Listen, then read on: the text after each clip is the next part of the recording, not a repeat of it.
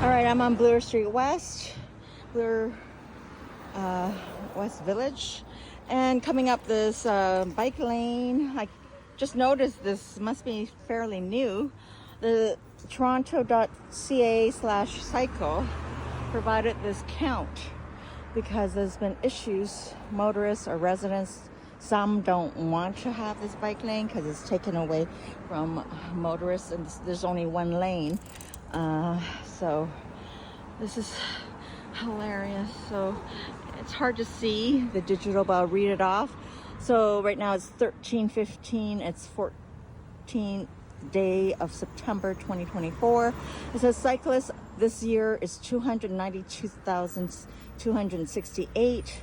Today, cyclists for today is 735 cyclists using this bike lane. Awesome.